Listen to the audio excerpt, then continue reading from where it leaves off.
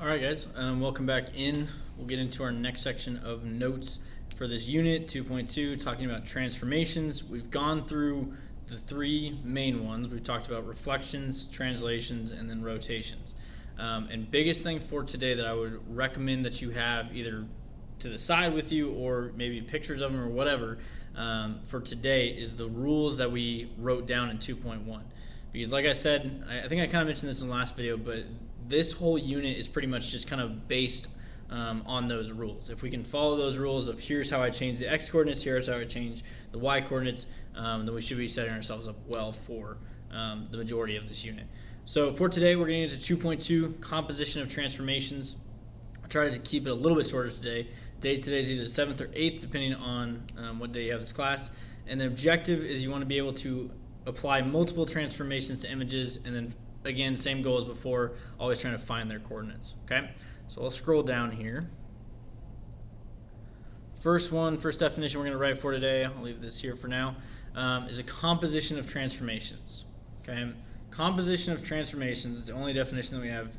Fairly straightforward. It's just when a transformation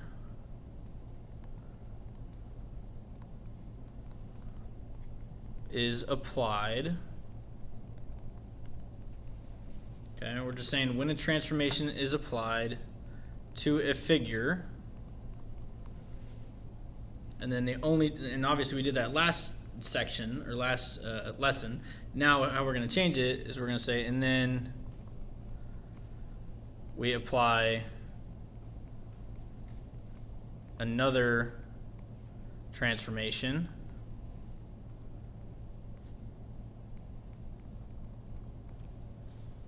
and then we apply another transformation to its image. Okay, that's all it's really saying here is I'm saying instead of having one step of, okay, take this shape and reflect it over the y-axis, now I'm going to say a multitude of things. So take this shape, reflect it over the x-axis, and then rotate it 180 degrees or something along those lines. Okay, that's the basic idea with this lesson. Still using the same rules as before, so we basically just have to track where our coordinates start and then how they progress and change throughout the problems that we're doing. Okay, so first one here, if I'm looking at example 1, I'm given triangle ABC. I want to reflect this over the x-axis, and then I want to reflect this over the y-axis. So what I'm going to have you do is just pause your video for right now, sketch this little 5x5 graph, just need the x-axis and the y-axis, and then plot those points roughly. They don't have to be exact, and then we'll come back together here. Okay, so hopefully you have this drawn down just to see where it starts. If you ever need to visualize where these shapes are going when we're working on these kinds of problems, I would highly recommend just drawing a little 5x5 graph and giving yourself some room to kind of see where it's going to end up. Okay, so first thing we always need to do if I'm given this triangle is I always want to start by writing in my original coordinates if I don't have those already. Right here, we'll just write in A, B, and C. Okay, and obviously very important that we get these correct, so make sure if you guys are still having issues with understanding x coordinates or y coordinates first, make sure you get some practice and you're asking questions about that because that's a very key foundation for this. Okay, so first one here we see A is at the point 2, 4, x coordinate first. Okay, B is at the point 0, 2. And then last one here, C is at the point 4, 1. And I always want to do, obviously, whatever transformation it gives me, and then I always just want to make sure I'm doing those in order as well, because depending on which order you do first, sometimes the coordinates can change. So first one here, to denote this, we'll say this is A prime, B prime, and C prime. So these are the new coordinates when I apply the first transformation. So if I say I reflect it over the x-axis, if we don't remember, we just need to think back or look back in our notes and see what was that rule when we reflect over the x-axis. Okay, if you look back and see those, it just means the x-coordinate stays the same, the y-coordinate changes its sign. So if it was positive, it's negative, and if it was negative, now it's positive. So first one here we said x-coordinate stays the same, so I know for A prime that x-coordinate is going to be 2. And then for the y-coordinate, we change the sign. So in this case, instead of positive 4, we now have negative 4. Okay, with B prime, same idea. X coordinate stays the same. Y coordinate changes its sign, so instead of positive 2, it's now negative 2. And then lastly here, C prime is at 4, comma, negative 1. Okay, that's all this chapter is really about, is just being able to use those rules. Okay, do I need to switch the places of them? Do I need to change their signs? So on and so forth. And if we were to actually plot this over the x-axis, we could see all those x-coordinates are always going to stay the same. Okay, if you're having trouble remembering that, whatever axis you end up reflecting something over, those are the coordinates that are always going to stay the same. So over the x-axis, the x-coordinates stay the same. Okay, and that brings us to our next one here, reflected over the y-axis now. Same idea, except in this case, the y-coordinates, if we look back at our rule, the y-coordinates stay the same, and then the x-coordinates are going to flip their sign. So right here, we'll denote this as A double prime, so we'll just put 2 little apostrophe marks, B double prime and C double prime here. And this is what we're always looking for in our final answers. Do we get A prime, B prime, and C prime correct? And then same thing with A double prime, B double prime, and C double prime. So I have this here, positive 2. We said x coordinates are going to change their sign, so now it becomes negative 2. And then y coordinates are going to stay the same. And again, they're staying the same from the A prime, so the image that we just had. Okay, and then B double prime, we said change the sign. In this case, 0 is not going to change its sign because 0, positive or negative, is still just 0. And then last one here, C double prime is now negative 4, and then negative 1 stays the same. Okay, and these are my final answers here. I want to make sure to circle these, underline these, whatever. Okay, so notice it's not a huge shift from what we talked about last lesson. It's just really just putting them in conjunction with one another, having 2 steps or 3 steps instead of 1. Okay, and as long as we can keep track of how the coordinates change, we should be able to get these down. All right, so moving on to example 2 here. It says I'm given the following coordinates. I want to rotate the figure 180 degrees and then translate it using the vector negative 2 comma 6. Okay, so first thing, if you make sure you write these coordinates down, okay, and then if you really want to visualize where this shape is at right now, feel free to draw a little 5x5 or 10x10 graph, and then you can always kind of watch and see where that is going to end up. Okay, and now worst case, since you guys are at home and you have computers, you could use those as well. Okay, but hopefully we have the points written down. So I have P at negative 5, negative 4, Q at negative 2, comma 1, and then R is at 3, comma 7. So these are actually in 3 different quadrants, and they're all kind of over the place. Okay, so first thing here is we said we want to rotate it 180 degrees. So I'm going to put P prime, Q prime, and R prime here. And like we said before, if we want to figure out what's going to happen to them or happen to the points, we just need to check back to our notes and our rules that we made. So it's that much more important that you're making sure they stand out in those 2.1 notes. So if we look at the rule for rotating 180 degrees, the x and y coordinates can stay where they're at. The only difference is that they both change their sign. So in this case, if I have negative 5, negative 4, now that's going to be positive 5, comma, positive 4. Okay, just following that rule. If they were negative, now they're positive, and then vice versa, obviously. Okay, Q prime, if I look at this here, negative 2 becomes positive 2, and positive 1 becomes negative 1. And then last one here, 3, comma 7, that now becomes negative 3, comma, negative 7. Okay, all I'm doing to those points is just changing all of the signs in front of them. Okay, and then we need to do this next part here, so I'm going to write P double prime, Q double prime, and R double prime here. And we say we want to translate it using the vector negative 2, comma 6. So on that exploration activity, when we do with translations, we talked about the points or the coordinate points that you'd put your vector at. In this case, when it says translate using the vector, that just means the first number is going to tell us what to do with the x coordinates. The second number tells us what to do with the y coordinates. So in this case, if I have negative 2 as my x coordinate of my vector here, that just means subtract 2 from all the x coordinates. So right here, instead of 5, that would be 3. Just subtracted 2 from it. And then other one here, if I'm looking at 6, that just means how much do I add or subtract to the y coordinates. And since it's positive, that means I'm going to add 6. So 4 plus 6 here is just going to give me 10, and that'll be my final point for P double prime. Q double prime follow the same steps, so I have positive 2, I subtract 2 from that, so now I have 0. And then negative 1 plus positive 6, hopefully you're comfortable adding and subtracting negative numbers. That is going to be positive 5. Last one here, R double prime. If I have negative 3 and then I subtract 2, that's going to go more negative, so that's negative 5.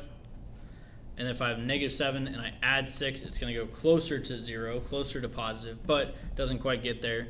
So it would stop at -1. Okay, and again, these would be my final answers here that I want to put a box around / circle, whatever. Okay, just using those same ideas, as long as we know how to find those rules and as long as we can see those in our notes and apply them here, then we should do completely fine. All right, one more practicing this a little bit, and then we'll get on to something else, or we'll try one more different example. Given triangle DEF, I want to reflect it over the line y equals x, and then I want to rotate it 90 degrees clockwise.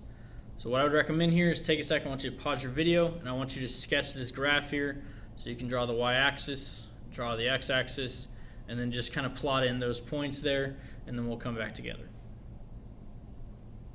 Okay, so we have this here.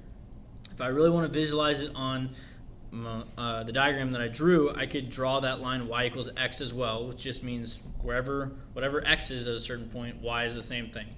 So 0, 0, 1, 1, 2, 2, so on and so forth. So that line's kind of be going bottom left to top right. And then what I want to do first of all is I want to reflect it over that line. So I'm going to write down my original coordinates to make sure we have these all in one spot, D, E, and F. Okay, I can see D is at the point 4, 1. Okay, E is at the point 1, -4. And then finally F is at the point 6, -2. Okay, make sure you're taking your time with these, make sure you're feeling confident about where those points are, because if we get the points wrong at the very beginning, then that's going to screw up the rest of our problem.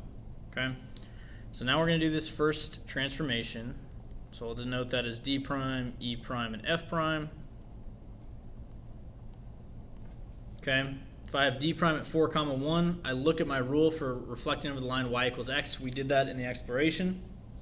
And the only rule with reflecting over the line y equals x is you just switch the x and y coordinates. So instead of 4, 1, we now have 1, 4. And notice they keep the signs in front of them the same. So whatever number they were before, they're staying that way. They're just switching places. Okay, same thing with E prime here. Instead of 1, -4, now we have -4, +1. And then F prime here, instead of 6, -2, is now -2, 6. Okay, so that's the first piece. Then we get our second here. D double prime, E double prime, and F double prime. Draw these arrows just to keep track of which transformation happened first. And I want to rotate it 90 degrees clockwise. So this is going to be a little bit tougher because I have to, number one, realize where this is at, and then be able to use that rule and see where it's going to end up. So what I would do is I would just do this with one point here. So let's just look at D, which is now D prime, so it's actually more kind of up here, 1, 4. But I know it's in this first quadrant here. I know it's in this first quadrant because everything is positive. Okay, x and y values. Okay, so it's in the first quadrant. I want to rotate it 90 degrees clockwise. So the first rule with rotating 90 degrees is you switch. Now we're basically going to switch them back. Switch the x and y coordinates. So instead of 1, 4, now we switch them back, 4, 1. And I want to leave myself room to see whether I need to make the final x coordinate changes its sign or the final y coordinate changes its sign. So it started up here, roughly. It's in the first quadrant. And then if I rotate it 90 degrees, I know it's going to go down into the what we call the fourth quadrant. And I just need to look and ask the question, is it going to be the x coordinate or the y coordinate that's negative? So I look here, well, the x coordinate is still to the right, so the x coordinate is going to be positive, which means my final coordinate here, the y coordinate, is the one that needs to change its sign here.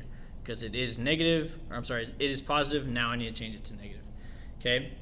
I don't make a rule specifically for rotating 90 degrees or rotating 270 and saying this is always the one that's going to change, because it can get a little bit more confusing. So this is why it's testing your ability, and then once you do this with one point, it's going to be the same thing every time. So switch the coordinates and then change the sign of the y coordinate in this case. So if I'm looking at E double prime, I'm going to follow that same rule. -4, 1 now becomes 1, -4. 1, -4. And then again, just like we did up top, or just like we did with D double prime, the y coordinate is the one that needs to change its sign.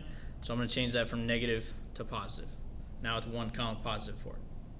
And then last one here, F double prime, we switch them back, 6 comma negative 2, and then check your work and see we're always changing, in this case, or in this problem, we're changing the y coordinate.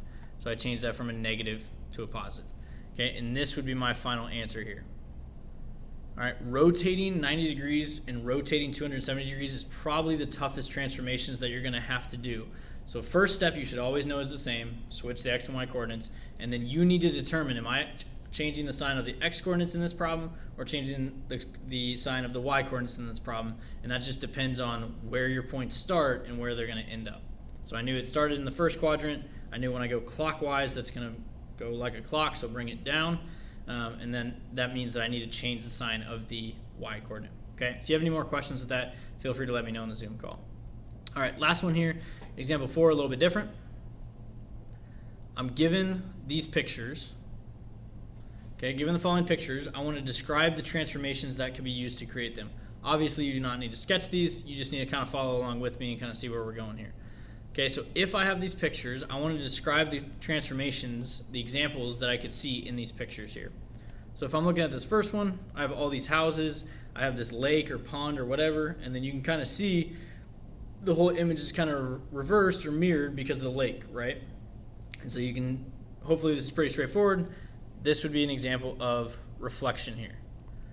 Okay, nothing's being turned, nothing's being moved. I'm just mirroring that image or flipping it over. In this case, it would kind of be, if you wanted to be technical with geometry terms, you could say it's being flipped over the horizontal axis or reflected over the x-axis. Okay, and then part B here, I see these apartments. If I move forward, they're all the same from one to the next to the next.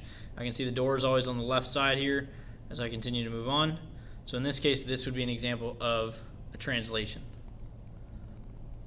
Okay, notice I wouldn't say reflection because it's not that each little piece is being reflected over to create the next one. Okay, because the door is always on this side.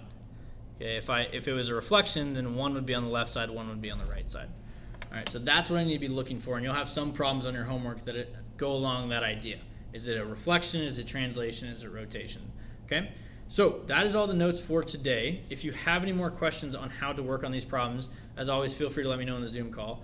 Otherwise, I will let you know in the Zoom call what we're doing next. You should have a little bit of time or one activity to do before we get on to our homework, okay? And then once we do get onto our homework, that is just going to be homework 2.2, and then compositions of transformations, just using these rules in succession, okay? And then as always, if you have any questions, feel free to hop back in the Zoom call, either in the chat or unmute yourself and let me know. All right, thanks guys.